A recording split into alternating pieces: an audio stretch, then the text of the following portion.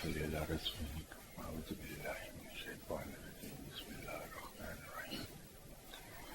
لڑکپن سے بڑھاپے کی انتہا تک ایک جملہ سنتا چلا آیا کہ جس نے خود کو پہچانا اس نے رب کو پہچان لیا۔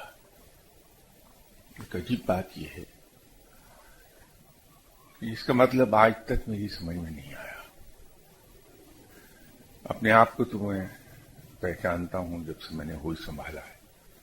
کہیں اپنی تصویر دیکھوں گا فوراً پہچان لوں گا کہ یہ میں ہوں۔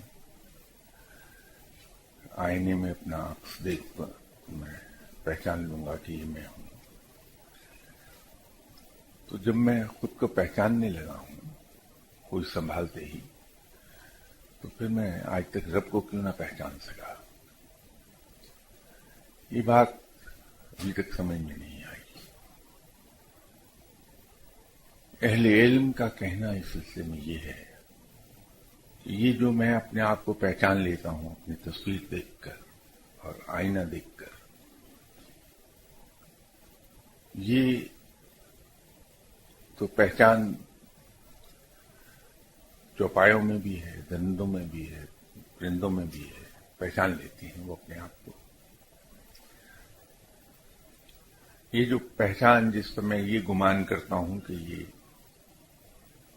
جو سنتا آیا ہوں کہ جس نے خود کو پہچانا اپنے رب کو پہچان لیا، جس پر مجھے یہ گمان ہو رہا ہے کہ میں اپنے آپ کو پہچانتا ہوں، یہ میری پہچان در حقیقت میری ہڈیوں اور گوشت کے مجموعے کی پہچان ہے۔ یہ میری اصل کی پہچان نہیں ہے۔ انسان کی اصل میں رب تعالیٰ نے خواہش اور غصہ بھی رکھا ہے، اور حالانکہ غصے سے منع کیا ہے، اس سے پرہیز کرنے کو کہا گیا ہے۔ آپ صلی اللہ علیہ وسلم کی حیات طیبہ میں غصہ نام کی چیز کہیں دکھائی نہیں دیتی۔ جب کبھی بھی آپ صلی اللہ علیہ وسلم برہم ہوئے تو اس کو ضبط کر لیا۔ لیکن رب نے انسان کی فطرت میں خواہش اور غصہ رکھا، یہ بے معنی نہیں ہے۔ دراصل خواہش اور غصہ ہمارے جسم کی حفاظت کے لیے بہت ضروری ہے۔ اگر یہ چیز نہ رکھی جاتی تو ہم اپنے جسم کی حفاظت نہیں کر پاتے۔ رب تعالیٰ نے انسان میں شر، مکر اور فریب رکھا، یہ شیطانی صفات ہیں۔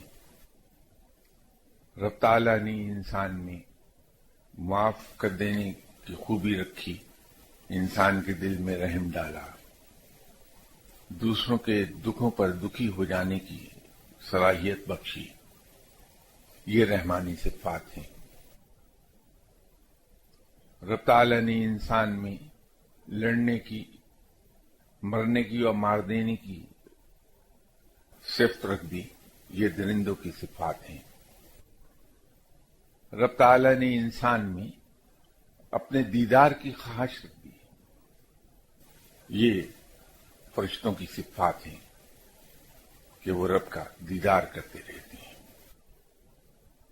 اس کے بعد رب نے انسان کو عقل عطا فرمائی کہ وہ تمام چیزیں جو انسان کی فطرت میں رب تعالیٰ نے رکھی ہیں، ان میں وہ تمیز کر سکے کہ مجھے کون سی صفات کی پیروی کرنا ہے۔ یہ فریڈم ہے انسان کے پاس کہ کسی بھی قسم کی صفات کی پیروی کر لے، اس کو پال لے، اس کو بڑھا لے۔ جب انسان ان صفات کو پہچان لیتا ہے، عقل کے ذریعے یہ جان لیتا ہے کہ یہ کون سی صفات ان میں سے ایسی ہیں جو مجھے کس مقام پر لے جائیں گی، اور میں اشرف المخلوقات کن صفات کی بنا پر جانا جاؤں گا، تو وہ پھر باقی تمام چیزوں کو کنٹرول میں لے آتا ہے، اور فرشتوں کی صفت کے دیدار الہی کرتے رہتے ہیں۔ وہ اپنے دل میں اللہ کے دیدار کی خواہش پالتا ہے اور رحمانی صفات کو اجاگر کرتا ہے اپنے اندر، تو یوں وہ اپنے آپ کو پہچاننے لگتا ہے۔ اور جس شخص نے ان صفات کو اجاگر کر لیا، ان کو پالا اور دوسری چیزوں کو دبا دیا، اس کا شمار اہل علم میں ہونے لگتا ہے۔ جو اللہ کی دیدار کی خواہش ہے، جو میں نے عرض کیا کہ فرشتوں کی صفت ہے، یہ ملکوتی صفت، یہ ڈیولپ ہوتی ہے انسان میں صرف ایک صورت میں، جب انسان تنہائی میں بیٹھ کے رب کو پکارنے لگتا ہے۔ جو وہ تنہائی میں بیٹھ کے رب کو پکارے گا، تو اس ذکر میں گم ہونے لگے گا انسان، اور جب وہ مقام آئے گا کہ جہاں اس نے اللہ کو پکارنا شروع کیا تو خود اپنی ذات سے غافل ہو گیا، تو پھر وہ کھلی آنکھوں سے وہ کچھ دیکھنے لگتا ہے جو عام لوگ خواب میں دیکھتے ہیں۔ اور جب انسان اس مقام پر آ جائے کہ وہ کھلی آنکھوں سے وہ سب دیکھنے لگے جو لوگ خواب میں دیکھتے ہیں، اور پھر وہ ذکر الہی میں اسی طرح گم رہے کہ کچھ اپنی خبر نہ ہو، تو اس پر علم کے دروازے کھلنے لگتے ہیں اور علم اس کے دل پر اترنے لگتا ہے۔ جہاں عالم حضرات بے پناہ محنت کر کے اپنے اندر یہ اعلیٰ خوبی پیدا کرتے ہیں کہ وہ علم حاصل کر لیتے ہیں، جو بذات خود بہت بڑی صفت ہے، وہ تمام علوم جو لوگ برسوں کی ریاضت کے بعد حاصل کرتے ہیں، برسوں کی محنت کے بعد حاصل کرتے ہیں، اس شخص کے دل پر از خود اترنے لگتا ہے۔ اور یہی علم جو وہ بغیر کسی کاوش کے سیکھتا ہے، یہی علم لدنی ہے، اسی کو علم لدنی کہا جاتا ہے۔ لیکن اس علم کو حاصل کرنے کے لیے جو بنیادی چیز ہے وہ یہ ہے کہ ہم سوائے ایک ملکوتی صفت کے باقی تمام چیزوں کو جو انسانی فطرت میں موجود ہیں، خواہش، غصہ، انتقام، کینہ، بدلہ، ان سے جان چھڑا لیں۔ جب تک ان سے جان نہیں چھوٹتی تو یہ ملکوتی صفت کے دیدار الہی کا آدمی دیوانہ ہو جائے، یہ پیدا ہو ہی نہیں سکتی، کیونکہ وہ تمام صفات اس صفت کو دباتی رہیں گی۔ انسان محنت کرتا رہے گا اور یہ چیزیں اس کی محنت کو ضائع کرتی چلی جائیں گی۔ ہمارے سینے میں بائیں طرف ایک چیز ہے جسے ہم دل کہتے ہیں۔ ابھی میں بھی یہی ذکر کر رہا تھا کہ علم دل پر اترتا ہے۔ ہم ہر خواہش کے بارے میں یہ کہتے ہیں کہ میرا دل چاہتا ہے کہ میں یہ کھاؤں، میں یہ کروں، یہ چاہوں، جبکہ یہ جو ہمارے سینے کے بائیں طرف چیز موجود ہے وہ سوائے خون اور گوشت کے ایک لوتھڑے کے اور کچھ نہیں ہے۔ لیکن اسی دل کو جب ہم قلب کا نام دیتے ہیں تو اس کے معنی یکسر بدل جاتے ہیں۔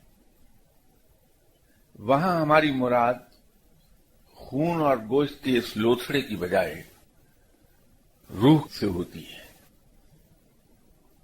اور روح کو ڈیولپ کرنے کے سلسلے میں کہ روح ہماری اتنی لطیف ہو جائے کہ اس کی پرواز انتہائی بلندیوں پر چلی جائے، یہ روح ہی تھی جس کے بارے میں جناب خواجہ غریب نواز صاحب نے جب بابا فرید صاحب پر نظر ڈالی تو جناب حضرت بختیار کاکی رحمۃ اللہ علیہ صاحب کو مخاطب کر کے فرمایا تھا کہ تمہارے اس شاگرد کی روح کی پرواز سدرۃ المنتہا تک ہوگی۔ یہ اسی پرواز کا ذکر تھا۔ تو جس انسان کی روح اتنی لطیف ہو جائے ریاضت اور مجاہدوں کے نتیجے میں، ذکر الہی کے نتیجے میں، کہ اس کی پرواز سدرۃ المنتہا تک ہو جائے تو اس روح پر علم کس درجے کا منکشف ہوگا اس کا اندازہ کیا جا سکتا ہے۔ جن لوگوں کو ہم اولیاء کرام کے نام سے جانتے ہیں یہ وہ لوگ ہیں جنہوں نے علم پڑھا نہیں ہے، ان کو علم عطا ہوا ہے، اور اسی لیے جب ہم اولیاء کرام سے ذکر کرتے ہیں کسی بھی ڈسپلن آف نالج کا، کسی بھی ڈسپلن آف سائنس کا، تو وہ ایک لمحے کے توقف کے بعد بڑی روانی سے اس پر اظہار خیال کرتے ہیں، اور جب ہم انہیں ویریفائی کرتے ہیں تو 100% درست ہوتی ہیں وہ باتیں، جبکہ دنیاوی طور پر وہ تعلیم یافتہ نہیں ہوتے عام طور پر۔ بہت پرانی بات ہے، میری گاڑی ایئر کنڈیشننگ سسٹم کا بلوئر کام نہیں کرتا تھا، تو میں اپنی کار شاہ نواز لمیٹڈ کے پاس لے گیا اور ان سے بات کی تو انہوں نے کہا کہ اس میں ایک کنٹرولنگ یونٹ ہوتا ہے جس کو پلیٹ کہتے ہیں، وہ جواب دے گئی ہے لیکن وہ اسٹاک میں نہیں ہے۔ تو انہوں نے مجھ سے کہا کہ چونکہ آپ کے ٹورز لگتے رہتے ہیں پشاور کی طرف، تو وہاں سنہری مسجد کے نیچے ایک شاپ ہے، یہ کابل سے مرسڈیز کے کمپوننٹس منگواتا ہے بالکل نئے، تو اگر آپ اس سے مانگیں گے تو وہ دے دے گا۔ عام طور پر 15 دن میں ایک بار مجھے وہاں جانا ہوتا تھا کانفرنس کے لیے، تو جب میں پشاور جا رہا تھا تو میرے مرشد صاحب نے فرمایا کہ میں بھی چلتا ہوں تمہارے ساتھ، بیٹھ گئے۔ تو کانفرنس سے فارغ ہو کر میں اس شاپ پر گیا، اس آدمی سے کہا کہ مجھے بلور کی پلیٹ چاہیے، اس نے گاڑی کا ماڈل وغیرہ پوچھنے کے بعد مجھے پلیٹ دے دی، میں نے لے لی اور چلا آیا واپس۔ راستے میں گاڑی چلا رہا تھا اور تو کوئی کام تھا نہیں، تو میں اس پلیٹ کے بارے میں سوچنے لگا۔ سڈنلی مجھے احساس ہوا کہ اس نے تو انکمپلیٹ پلیٹ دے دی ہے یا غلط دی ہے، یہ فٹ کیسے ہوگی؟ تو میں نے ڈیش بورڈ میں سے وہ پلیٹ نکالی اور اس کو گاڑی چلاتے ہوئے دیکھنے لگا۔ تو میرے مرشد صاحب نے پوچھا کہ کیا دیکھ رہے ہو تم؟ میں نے کہا جناب یہ اس آدمی نے پلیٹ غلط دے دی۔ پوچھا کیسے؟ میں نے عرض کیا کہ آپ یہ دیکھیے یہ فٹ کیسے ہوگی؟ تو فٹ نہیں ہو سکتی کسی طرح، انجینئرنگ کا کوئی ایسا اصول نظر نہیں آیا جس سے فٹ ہو جائے۔ تو میرے مرشد صاحب نے میرے ہاتھ سے وہ پلیٹ پکڑی اور ایک لمحہ دیکھ کے کہنے لگے نہیں یہ بالکل ٹھیک دی ہے اس نے، یہ یوں فٹ ہو جائے گی، باقاعدہ بتا دیا کہ یہ ایسے فٹ ہوگی۔ میں نے دل میں سوچا کہ وہ فیلڈ نہیں ہے مرشد صاحب کا، فرما دیا ٹھیک ہے، خاموش ہو گیا۔ تو جب میں لاہور پہنچا تو ابھی ایسا ٹائم تھا کہ میں ورک شاپ جا سکتا تھا، راستے میں پڑتی تھی شاہ نواز کی ورک شاپ، وہاں گیا، ان سے جا کر میں نے کہا کہ یہ پلیٹ تو میں لے آیا۔ میں نے کہا لائیے آپ سب 5 منٹ بیٹھیں، چائے پیئیں، ہم ابھی سے فٹ کر دیتے ہیں۔ 5 منٹ کے بعد نے کہا کہ لے لیجیے گاڑی تیار ہے آپ کی۔ تو میں نے وہ فٹ ہو گئی کہ ہاں، تو میں نے وہ کیسے فٹ ہو گئی، وہ تو نہیں ہو سکتی تھی فٹ۔ تو انہوں نے جو میتھڈ بتایا وہ ایگزیکٹلی وہ تھا جو مجھے میرے مرشد صاحب نے سمجھایا تھا۔ یہ قصہ سنانے کا مقصد یہ ہے کہ مجھ جیسے لوگ ساری عمر تگدو کرتے رہتے ہیں، علم حاصل کرنے کے لیے بڑی بڑی کتابیں پڑھتے ہیں، اسکول، کالجز، یونیورسٹیز اور مختلف انسٹیٹیوشنز میں جاتے ہیں، عمر بیت جاتی ہے سیمینارز اٹینڈ کرتے کرتے، ورک شاپس اٹینڈ کرتے کرتے، سمپوزیم میں حصہ لیتے لیتے، تو پھر بھی جا بجا یہ احساس ہوتا ہے کہ میں تو کچھ بھی نہیں سیکھ سکا، کسر رہ جاتی ہے علم میں۔ لیکن یہ لوگ جو اللہ کی یاد میں اس طرح گم ہوتی ہیں کہ اپنی ذات کو بھلا بیٹھتے ہیں ذکر کرتے ہوئے. تو جب رب تعالیٰ ان پہ رحمتیں کرتا ہے اور انہیں علم عطا کرنے لگتا ہے تو وہ اتنا ملٹی ڈائمینشنل علم ہوتا ہے کہ وہ تقریباً سبھی موضوعات کو کور کر رہا ہوتا ہے.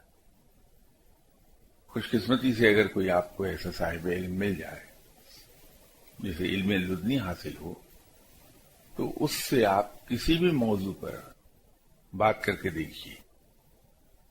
یہ ضرور ہے کہ وہ بات شروع کرنے سے پہلے اس کو آدھے منٹ کا اس میں وقفہ آئے گا. وہ آپ کی بات سنے گا اور جب جواب دے گا تو وہ ٹائم لیگ کوئی ہاف اے منٹ کا ہوتا ہے. اس میں یہ سمجھتا ہوں کہ شاید وہ جو ہاف اے منٹ کا ٹائم لیگ ہے اس میں وہ شاید رابطہ قائم ہونے میں صرف ہوتا ہے. تو اسی لیے تھوڑا سا رک کر جواب شروع کرتے ہیں دینا. یہ میرا اندازہ ہے. تو ایک بار جب ان کا رابطہ رب تعالیٰ کے سیٹلائٹ سے جڑ جاتا ہے تو پھر ایسی روانی سے بول رہے ہوتے ہیں کہ بڑی حیرت ہوتی ہے کہ یہ الفاظ کہاں سے پک کر رہے ہیں. اور مزہ یہ ہے کہ جب اس کیفیت سے وہ لوگ باہر آ جائیں آپ ان سے پوچھیے اور وہ دیانتداری سے آپ کو جواب دیں تو صاف کہہ دے گا کہ بھائی مجھے تو خود پتہ نہیں میں نے کیا کہا تم سے, مجھے تو یہ معلوم ہی نہیں تھا, میں نے خود اپنے آپ سے سیکھا ہے. ابھی تو بات کہاں سے چلی تھی کہاں جا پہنچی. تو اپنے آپ کو انسان نے اگر پہچاننا ہے تو پہلے یہ پہچانا جائے کہ رب تعالیٰ نے ہمارے اندر کیا کیا چیزیں رکھی ہیں, اور جو رب تعالیٰ نے ہمیں علم اور عقل عطا فرمائی ہے ہم اسے بروئے کار لا کے, جیسے آپ سبھی جانتے ہیں کہ علم ہمیں سکھاتا ہے کہ کیا اچھا اور کیا برا, اور عقل ہمیں یہ سکھاتی ہے کہ اچھوں میں بہت اچھا کیا. تو اس لیے میں عرض کر رہا ہوں کہ ہم اگر علم اور عقل دونوں کو استعمال کر لیں اور جو جو صفات رب تعالیٰ نے ہمارے اندر رکھی ہیں وہ صفات جو درندوں کی ہیں, وہ صفات جو شیطانی ہیں, وہ صفات جو نفسانی ہیں, انہیں ہم ڈسکارڈ کر دیں اور اس ملکوتی صفت کو پکڑ کر اسے اجاگر کر لیں کہ رب تعالیٰ کے دیدار کی خواہش ہمارے اندر اتنی اسٹرانگ ہو جائے کہ ہماری زبان نہیں ہمارا دل رب کو پکارنے لگے, اور جب دل پکارنے لگے تو ہم اس میں گم ہونا شروع ہو جائیں. ہماری ذات اس وقت بالکل گم ہو جائے, ختم ہو جائے, صرف رب یاد رہ جائے ہمیں. تو اس کے نتیجے میں ہوگا یہ کہ شروع میں ہمیں کھلی آنکھوں سے مختلف مزارات اور مختلف عمارتیں بلڈنگز دکھائی دینے لگیں گی. یہ جو بات ذکر کرنے لگا ہوں خدا را یہ مت سمجھیے گا کہ مجھے یہ تجربے سے میں نے سیکھا, ایسی کوئی بات نہیں. آپ جیسے مہربان میں وہ نیک لوگ بیٹھے ہیں, ان سے سنی سنائی بات آگے پاس آن کر رہا ہوں, وہ ذاتی تجربہ میرا بالکل نہیں ہے کوئی. تو کھلی آنکھوں سے مزارات دکھائی دینے لگتے ہیں پہلے شروع میں, پھر مختلف بلڈنگز دکھائی دیتی ہیں, اس کے بعد کچھ عجیب شکلوں کی بلڈنگز دکھائی دینے لگ جاتی ہیں. جانور بڑے, یہ تو پتا ہوتا ہے کہ یہ فلاں جانور ہے, لیکن اس کی شکل وہ نہیں ہوتی جو اس زمین پر ہم دیکھتے ہیں. اس کے بعد ہمیں ہیولے سے دکھائی دینے لگتے ہیں، روشن ہیولے، وہ فرشتے ہوتے ہیں. اس کے بعد پھر اولیاء کرام سے ملاقات ہوتی ہے. وہ ملاقات بالکل یوں ہی ہوتی ہے جیسے اس وقت ہم ایک دوسرے کو دیکھ رہے ہیں. اور آخر پر پیغمبروں سے ملاقاتیں ہونے لگتی ہیں انسان کی. جب اولیاء کرام سے اور پیغمبروں سے ملاقاتیں ہوتی ہیں تو یہ وہ لمحہ ہوتا ہے جہاں انسان بے تحاشا ان سے فائدے لینے لگتا ہے. لیکن یہ فائدے علم سے متعلق ہوتے ہیں. ویسے تو میں نے بھی کئی بار چاہا کہ میں اللہ تعالیٰ کے ذکر میں اس طرح سے گم ہو جاؤں، تو میں نے آنکھیں بند کر لی تو ہوا یہ کہ یا تو گاڑی میں درخت میں دے ماری یا کسی پول میں دے ماری، تو بجائے فائدے کے نقصان اٹھا کے بیٹھ گیا. اور اگر گھر میں ہوں تو آنکھیں بند کر چلا تو اگر خدا نہ خواستہ کہیں راستے میں بیگم آ گئی، ان سے ٹکرا گیا تو 2-4 لگ گئیں میرے، تو یہ حاصل ہو گیا اس سے.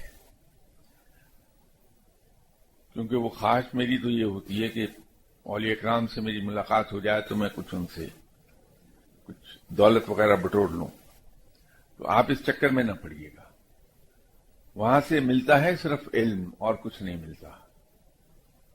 اور وہ جب علم مل جاتا ہے تو انسان کی آنکھیں اس طرح کھلتی ہیں کہ ظاہری آنکھیں تو بند ہوتی ہیں، دل کی آنکھیں کھل جاتی ہیں. اور بند آنکھوں سے انسان زیادہ کچھ دیکھتا ہے اور زیادہ کلیئر دیکھتا ہے بنسبت ظاہری آنکھوں کے. اور اگر اللہ اور رحمتیں کر دے، علم کے اس سے اگلے مقام پر لے جائے، اس علم کے اس سے اوپر والے درجے پر لے جائے، تو پھر انسان جب چاہتا ہے وہ ایسی کیفیت میں داخل ہو جاتا ہے کہ وہ آنکھیں بند کر کے سیر کرتا رہتا ہے. تو عرف عام میں اسے ہم کشف کہتے ہیں. اور کشف کی وہ قسم جو بہت کم اولیاء کرام کو عطا ہوتی ہے، انسان وہاں تک بھی جا پہنچتا ہے کہ جب چاہا حالت کشف میں داخل ہو گئے اور جب چاہا جو چاہا جہاں چاہا دیکھ لیا. ما سوائے رب تعالیٰ کے اور آپ صلی اللہ علیہ وسلم کے وہاں رسائی اس طرح کی نہیں ہو پاتی.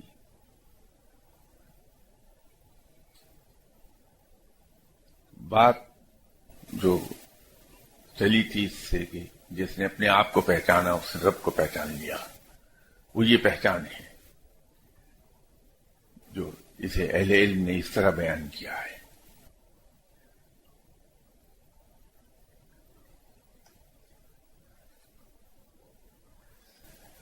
ایک سوال کسی صاحب کا باقی رہ گیا تھا کہ عدد 11 کو 1+1 سنگل عدد میں نہیں لایا جا سکتا، بلکہ اسے 1 اور 1 11 ہی تسلیم کیا جاتا ہے. یہ میں نے کسی ایک گفتگو کے دوران کافی ڈیٹیل میں نے عرض کیا تھا. بات یہ ہے کہ یہ جو 11 کا فگر ہے، روحانیت میں اللہ تعالیٰ کا جو اسم ہے اس کے حروف 11 بنتے ہیں. حضرت علی کرم اللہ وجہہ کے نام مبارک کے بھی عدد 11 ہی بنتے ہیں. اس 11 کو جو اللہ کے ناموں کا مجموعہ ہے 11 بنتا ہے، اللہ کے نام کے حروف ابجد کے حساب سے. اس میں روحانیت میں کہا یہ جاتا ہے کہ اس میں جو 2 1 ہیں،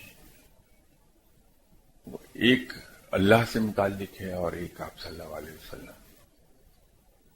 تو اس لیے چونکہ اللہ کی ذات یکتا ہے، واحد ہے، اس کا کوئی شریک نہیں ہو سکتا. آپ صلی اللہ علیہ وسلم امام الانبیاء ہیں، خاتم النبیین ہیں، اللہ کے محبوب ہیں، ان کا بھی کوئی ثانی نہیں ہو سکتا. اس لیے یہ نہیں یکجا نہیں کیا جا سکتا کہ ایک خالق ہے دوسرا اس کا شاہکار ہے. تو 1 + 1 2 نہیں کر سکتے. کہ اللہ واحد ہے، اللہ یکتا ہے، تو دو کا فگر اللہ کے ساتھ آ نہیں سکتا۔ اسی طرح آپ صلی اللہ علیہ وسلم کا کوئی ثانی نہیں ہے، آپ بھی یکتا ہیں اپنی صفات میں، تو 11 میں سے ایک اللہ کے لیے روحانیت میں سمجھا جاتا ہے اور دوسرا آپ صلی اللہ علیہ وسلم کے لیے۔ خالق اور اس کا شاہکار دونوں کو ہم اکٹھا نہیں کر سکتے، اس لیے 1+1 کبھی نہیں کیا جاتا، اس کو 1 اور 1 11 کہتے ہیں، یہ یاد رکھیے۔ عجیب اتفاق یہ ہے کہ حضرت علی کرم اللہ وجہہ کی کچھ ایسی صفات ہیں جس میں وہ بھی یکتا ہیں، ان کا ثانی نہیں کوئی۔ سب سے بڑا اعزاز جو حضرت علی کرم اللہ وجہہ کا حاصل ہوا ہے اور جو کسی کو حاصل نہیں، وہ یہ کہ وہ علم کے شہر کے دروازہ ہیں، اور یہ بات جناب آپ صلی اللہ علیہ وسلم نے فرمائی بھی ہے ان کے بارے میں۔ اسی طرح آپ صلی اللہ علیہ وسلم ہی کا عطا کردہ ایک اور اعزاز ہے حضرت علی کرم اللہ وجہہ کے پاس، وہ ہے کہ وہ اللہ کی تلوار ہیں۔ یہ اعزاز دوسرے کسی کے پاس نہیں۔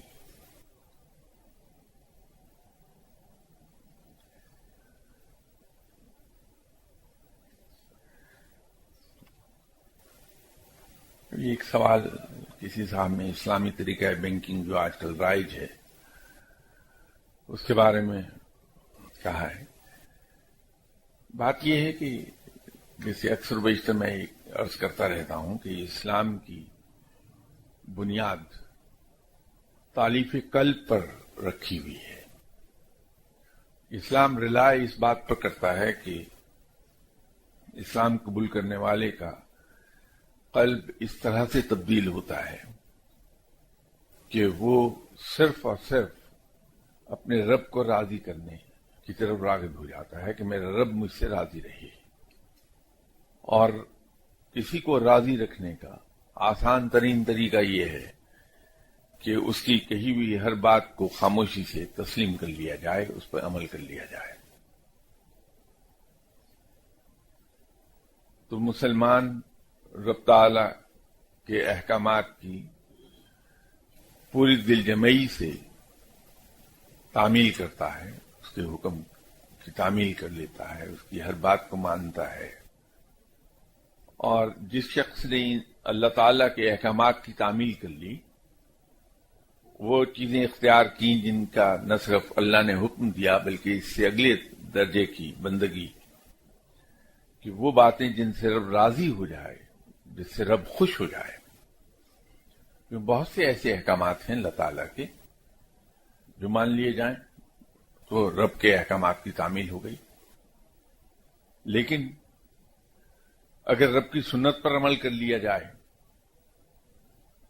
تو رب راضی ہونے لگتا ہے، رب خوش ہو جاتا ہے۔ ہمیں اجازت ہے کہ ہم بدلہ لے لیں دوسرے سے، اس شرط کے ساتھ کہ صرف اسی قدر جس قدر ہمارے ساتھ زیادتی کی گئی ہے، لیکن رب پسند کن لوگوں کو کرتا ہے؟ جو معاف کر دیتے ہیں۔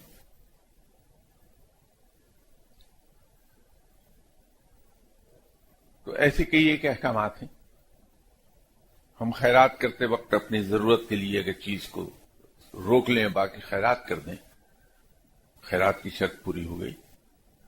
لیکن اگر سب کا سب دے دیں کہ میرا رب وارث ہے، میرا رب مالک ہے، تو رب خوش ہو گیا اس بات پر۔ اسلام میں اگر کوئی آدمی ضرورت مند آ گیا اور اس نے ضرورت کا اظہار کیا تو مسلمان سیدھا سیدھا ایک کام کر لے گا کہ اپنی ضروریات روک کر بھی دوسرے کی مدد کر دے گا، اسے قرض حسنہ دے دے گا۔ جب وہ شخص لوٹائے گا تو اتنی رقم جتنی وہ لے گیا تھا وہ لوٹا دے گا۔ تو اسلام میں قرض کا کنسپٹ ویسا نہیں ہے جیسا دوسرے معاشروں میں ہے۔ علماء نے اس پر خاصا کام کیا اور اسلام کے وضع کردہ اصولوں کو سامنے رکھ کے ایسا سلسلہ ایوالو کرنے کی کوشش کی کہ جو قرض کوئی دے رہا ہے کسی کو، وہ قرض نہ رہے بلکہ پارٹنرشپ بن جائے، اور پارٹنرشپ حلال ہے اسلام میں۔ جناب بی بی خدیجہ رضی اللہ تعالی عنہ نے اپنا مال تجارت آپ صلی اللہ علیہ وسلم کو دیا تھا، فروخت کر کے پھر وہاں سے مال خرید کے لا کے عرب میں دوبارہ فروخت کر دیا۔ جو پروفٹ ہوا اس میں آپ صلی اللہ علیہ وسلم کو ایک شیئر اس میں پروفٹ کا دے دیا گیا تھا، ایک حصہ۔ یہ طریقہ اسلام میں حلال ہے، لیکن ایکسپلائٹیشن کی کوئی صورت نکلنی نہیں چاہیے اس میں۔ جہاں ایکسپلائٹیشن آ جائے گی، خواہ وہ کسی صورت میں ہو، کوئی نام اسے دے دیا گیا ہو، اسلام اس کی اجازت نہیں دے گا۔ تو اگر کوئی بینک آپ کو کاروبار کے لیے پیسہ دیتا ہے اور اس میں وہ حصے دار ہو جاتا ہے، کام آپ کرتے ہیں، آپ کا تھوڑا سا پیسہ لگا ہے، زیادہ پیسہ بینک نے آپ کو دے دیا، اس میں ایز پارٹنر آ گیا، تو جو آپ نے پروفٹ کمایا اس میں سے وہ پروریٹا بیسس پر اپنا شیئر آف پروفٹ لے لیا اس نے، وہ عین اسلامی ہو جائے گا۔ لیکن اگر اس کے اندر ایکسپلائٹیشن کی صورت رہ گئی تو دشوار ہو جائے گا معاملہ، پھر وہ اسلامی نہیں رہتا۔ بینکنگ میں پرابلم یہی ہے کہ کتنی ہی دیانتداری کے ساتھ کام کیا جائے، ایکسپلائٹیشن رہتی ہے کہیں نہ کہیں۔ اس کے ساتھ ہی ساتھ یہ تو میں نے اپنی رائے آپ پر بیان کر دی، لیکن جیسے میں ہمیشہ ایسے معاملات میں یہ کہہ دیا کرتا ہوں کہ میں مجاز نہیں ہوں فتویٰ دینے کا، کیونکہ فتویٰ صرف کوالیفائڈ مفتی دے سکتا ہے، اور میں مفتی نہیں ہوں، میں تو عالم بھی نہیں ہوں، حتیٰ کہ طالب علم بھی نہیں، اسٹوڈنٹ بھی نہیں اسلام کا۔ میں تو معلوم نہیں کیا عجیب و غریب چیز بن گیا ہوں۔ حکومت وقت کی ذمہ داری ہے کسی بھی اسلامی ملک میں کہ وہ اپنی رعایا کو، عوام کو گائیڈ کر دے ان معاملات میں۔ حکومت پاکستان نے اسلامک نظریاتی کونسل بنائی ہے، اس کے اندر بڑے بڑے قابل علماء حضرات ہیں، مستند علماء حضرات ہیں، مفتیز ہیں وہاں۔ اگر وہ یہ کہہ دیتے ہیں کہ یہ چیز اسلامک ہے، اس پہ عمل کر لیا جائے، تو تمام تر ذمہ داری حکومت وقت پر چلی جائے گی، اس پر عمل کرنے والا مسلمان ذمہ داری سے مبرہ ہو جائے گا۔ تو اسلامک بینکنگ کو اسلامک نظریاتی کونسل نے حلال قرار دیا ہوا ہے، تو ہمیں اس کے مطابق عمل کر لینا چاہیے جو نظریاتی کونسل نے کہا، کیونکہ حکومت نے اسی مقصد کے لیے قائم کی ہے۔ تو آپ عمل اس پر کیجیے جو اسلامک نظریاتی کونسل کا فتویٰ ہے۔ جو کچھ میں نے کہا یہ میرا ذاتی خیال ہے، صرف ایک رائے میں نے دی ہے، فتویٰ نہیں دے سکتا کیونکہ میں اس کا مجاز نہیں ہوں۔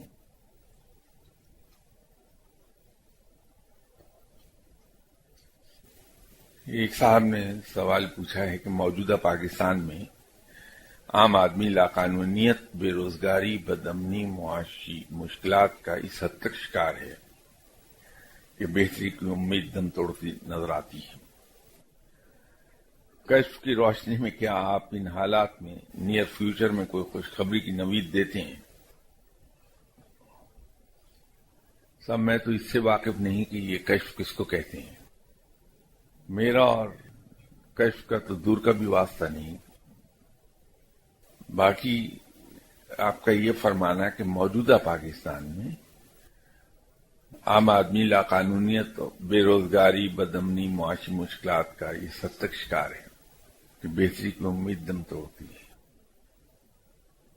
میں شاید اس سے آپ کی اس رائے سے متفق نہ ہو پاؤں۔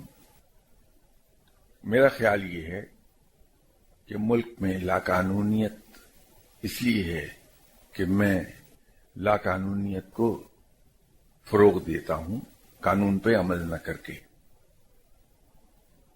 اگر میں عمل کرنے لگ جاؤں قانون پر تو ملک میں لاقانونیت نہیں رہے گی، قانون کا بول بالا ہو جائے گا۔ بے روزگاری بھی اس لیے ہمیں نظر آتی ہے کہ ہم جو کام بھی کرتے ہیں اس میں لاپرواہی کا عنصر ہوتا ہے۔ میں بھی جب نوکری میں بیٹھا ہوتا ہوں تو جو کام مجھے دیا گیا ہوتا ہے میرے لیے اس سے زیادہ اہم یہ ہوتا ہے کہ میرے دوست کی ٹیلی فون کال آ رہی ہے، میں اسے اٹینڈ کر لوں۔ پہلے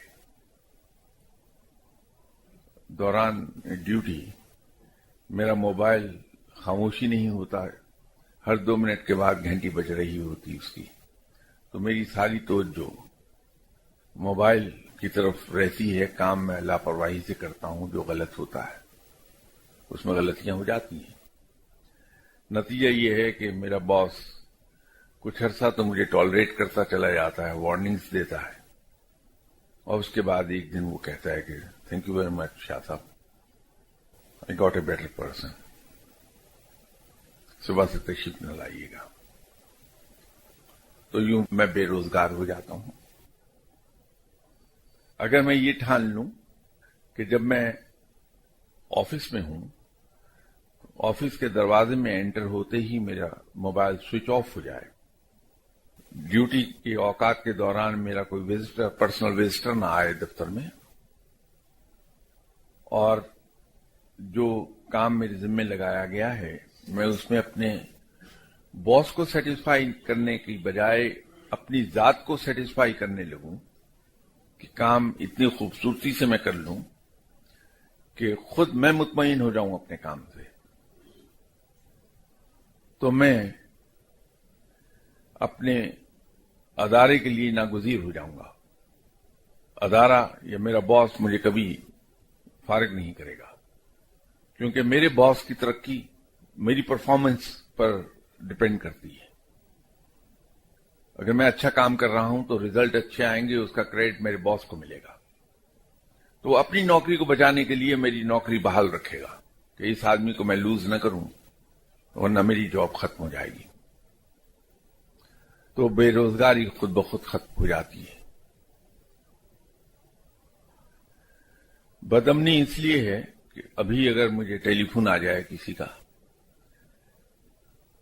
کہ صاحب میرا کوئی بھتیجا، بھانجا، چچا، ماموں، تایا پکڑا گیا ہے سڑک پر لاپرواہی سے گاڑی چلاتا ہوا، تو میں جو اتنی اونچی باتیں آپ سے کر رہا ہوں قانون کی پابندی کے بارے میں، میرا سب سے پہلا ری ایکشن یہ ہوگا کہ میں اپنے کسی جاننے والے کو ٹیلی فون کروں گا کہ یار وہ میرا رشتہ دار ہے، اس کو چھوڑ دو یار، اس سے غلطی ہو گئی ہے۔ تو جس کو میں ٹیلی فون کر کے چھڑوا رہا ہوں وہ انکریج ہوگا اور نیکسٹ ٹائم اس سے بڑا غیر قانونی قدم اٹھا لے گا۔ تو جب یہ ہونے لگے کہ قصوروار کو سفارش سے چھڑوا لیا جائے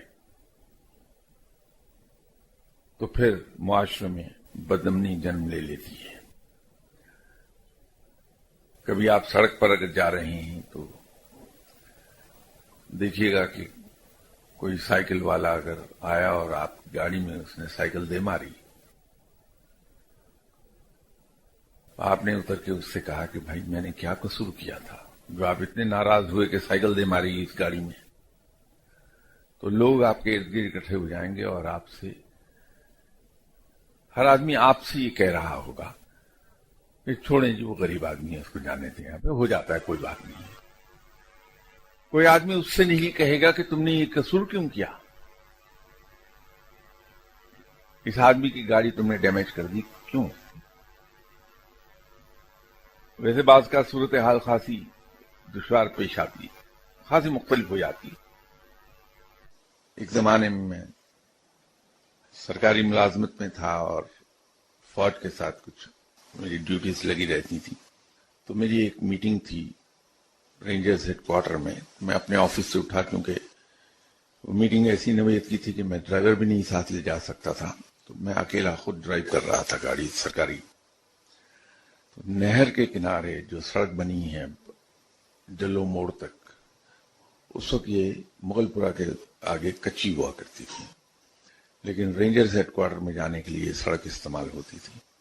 اور اس زمانے میں یہ سڑک خاصی نیچی تھی. جو ریلوے لائن لیول کراسنگ تھے وہاں, وہ سڑک سے کافی اونچے تھے, تو ڈھلان اس لیول کراسنگ کے دونوں طرف خاصی تھی, خاصا اس کا گریڈینٹ شارپ تھا. تو ایک جگہ ریلوے پھاٹک بند تھا, تو دونوں طرف ٹریفک رک گئی, سڑک سنگل ہوتی تھی. میں بھی اسی رش میں گاڑی روک کے کھڑا تھا. تو جو سائیکل والے حضرات تھے وہ ریلوے لائن کو سائیکل اٹھا کے ہاتھوں پر کراس کر کے آ رہے تھے. تو ایک مولانا تشریف لائے, انہوں نے ریلوے لائن کراس کی, میری جانب آ گئے اور اس ڈھلان سے پہلے ہی سائیکل پر بیٹھے. اب وہ دوسری جانب سے کچھ لوگ آ رہے تھے, میں اس کی ڈیٹیل میں نہیں جاتا. تو مولانا ان کو دیکھنے لگے, گاڑی ان کی بائیسیکل میری گاڑی کی طرف آ رہی تھی اور وہ پیچھے کو دیکھے جا رہے تھے. تو ہم نے ہارن پہ ہاتھ رکھ دیا, پولیس والا متوجہ ہو گیا, اس نے دیکھا سرکاری گاڑی ہے, یہ مولانا کی سائیکل بڑی تیزی سے ادھر کو جا رہی ہے. تو اس نے بھی کہا مولوی صاحب اتنی دیر میں وہ سائیکل آ کے میری گاڑی میں ٹکرا گئی ٹھیک ٹھاک سپیڈ پہ. تو میں نے تو ہنستے ہوئے ان سے کہا کہ مولانا آپ سائیکل کس طرف کو چلا رہے تھے, جدھر دیکھ رہے تھے یا دوسری طرف؟ لیکن پولیس والے نے اپنی زبان استعمال کی کہ ادھر کس ماں کو دیکھ رہے تھے آپ. اب وہ اتنی دیر میں ریلوے پھاٹک کھل گیا, تو میں کیونکہ رش میں تھا, آہستہ آہستہ گاڑی موو ہونے لگی میری. لیول کراسنگ کے دوسری طرف ابھی میں پہنچا تھا تو میری گاڑی کی ونڈو میں سے ایک ہاتھ اندر آیا اور میری تھوڑی کو ٹچ کر کے ایک ساتھ کہنے لگے کہ باؤجی میرا چکا ڈنگا ہو گیا, 10 روپے دے دو. تو میں نے چونک کے دیکھا یہ کون ہے, تو دیکھا وہی مولوی صاحب تھے. اب باقی تو میں سمجھ گیا لیکن چکا نہیں سمجھ سکا, چکا کس کو کہتے ہیں. تو میں نے کہا مولوی صاحب کیا ڈنگا ہو گیا؟ صاحب میرا چکا ڈنگا ہو گیا. تو میں نے کہا وہ کیا ہوتا ہے؟ انہوں نے دکھایا کہ وہ ان کا اگلا رم دورہ ہو گیا ہوا تھا. تو میں نے کہا مولانا ایک بات تو بتائیے, یہ آپ کا چکا ڈنگا ہونے میں قصور آپ کا ہے یا میرا؟ کیا خوبصورت جواب دیا ان مولانا نے. میں کہا باجی ان چھڈو قصور تھوڑا سی کہ میرا, تو میرا چکا ڈنگا ہو گیا, 10 روپے دے دو. ایسا پیارا جواب تھا. تو میں نے فوراً کوٹ کی جیب میں ہاتھ ڈالا اور اس میں 50 روپے کا ایک نوٹ, اس زمانے میں 50 روپے آج کے یوں سمجھ لیجیے 1000-1500 روپے کے برابر. تو میں نے مولانا کو دیا کہ مولانا آپ اس چکے کو سیدھا نہ کرائیں, نیا لے لیجئے اور جو باقی پیسے بچ جائیں اس سے میری طرف سے آپ کافی پی لیجئے گا.